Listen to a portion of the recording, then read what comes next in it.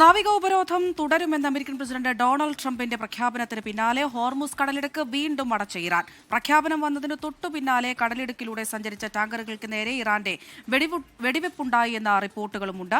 അതിനിടെ Iran America രണ്ടാംഘട്ട ചർച്ച തിങ്കളാഴ്ച ഇസ്ലാമാബാദിൽ നടക്കും. ഇറാൻ തുറമുഖങ്ങളിലേക്കും തിരിച്ചുമുള്ള കപ്പലുകളുടെ നാവിക ഉപരോധം തുടരുന്നത് വാഗ്ദാന ലംഘനമാണെന്നാണ് ഇറാന്റെ ആരോപണം. ഇറാനിലേക്കെത്തുന്ന എല്ലാ കപ്പലുകൾക്കും സഞ്ചാര സ്വാതന്ത്ര്യം പുനഃസ്ഥാപിക്കുന്നതുവരെ ഹോർമൂസ് കടലിടുക്ക് അടച്ചിടുമെന്നും ഇറാൻ അറിയിച്ചു. ഇരു രാജ്യങ്ങളും കരാറിന് അടുത്തെത്തിയെന്നും ഇനിയൊരിക്കലും ഹോർമൂസ് കടലിടുക്ക് അടയ്ക്കില്ലെന്ന് ഇറാൻ ഉറപ്പു നൽകിയെന്നും അമേരിക്കൻ പ്രസിഡന്റ് ഡൊണാൾഡ് ട്രംപ് അവകാശപ്പെട്ടതിനു പിന്നാലെയാണ് ഇറാന്റെ നീക്കം. അതിനിടെ ഇറാൻ അമേരിക്ക രണ്ടാംഘട്ട സമാധാന ചർച്ച തിങ്കളാഴ്ച ഇസ്ലാമാബാദിൽ നടക്കുമെന്ന് ഇറാൻ സർക്കാർ വൃത്തങ്ങൾ പറഞ്ഞതായി അന്താരാഷ്ട്ര മാധ്യമങ്ങൾ റിപ്പോർട്ട് ചെയ്തു. അമേരിക്ക ഇക്കാര്യം സ്ഥിരീകരിച്ചിട്ടില്ല. ഇരു രാജ്യങ്ങളും തമ്മിൽ വിവിധ വിഷയങ്ങളിൽ ഇപ്പോഴും ഭിന്നത തുടരുകയാണ്. 1 മണിക്കൂറിൽ ട്രംപ് 7 അവകാശവാദങ്ങൾ നടത്തിയെങ്കിലും ഇവയെല്ലാം തെറ്റാണെന്നും നുണ പറഞ്ഞ് യുദ്ധം ചെയ്യിക്കാൻ അമേരിക്കയ്ക്കാവില്ല എന്നും ഇറാൻ പാർലമെന്റ് സ്പീക്കർ മുഹമ്മദ് ബഗീർ ഗാലിബഫ് വ്യക്തമാക്കി.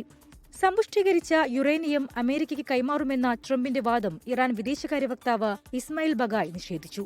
എന്നാൽ കരാറിൽ ഒപ്പിട്ട ശേഷം സമ്പുഷ്ടീകരിച്ച യുറേനിയം ഇറാൻ കൈമാറിയില്ലെങ്കിൽ സൗഹാർദ്ദപരമല്ലാത്ത മാർഗത്തിലൂടെ അത് ഏറ്റെടുക്കുമെന്ന് ട്രംപ് പറഞ്ഞു.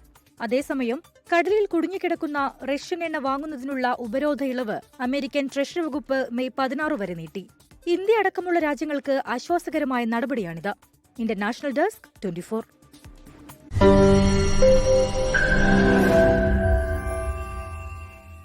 ലോകത്തെവിടെയായാലും ഏത് സമയത്തും 24 വാർത്തകളും ഓഗ്മെന്റഡ് റിയാലിറ്റി പാക്കേജുകളും എക്സ്പ്ലെയിനറുകളും വിശദമായി കാണാൻ ഞങ്ങളുടെ യൂട്യൂബ് ചാനൽ നിങ്ങൾക്ക് സബ്സ്ക്രൈബ് ചെയ്യാം.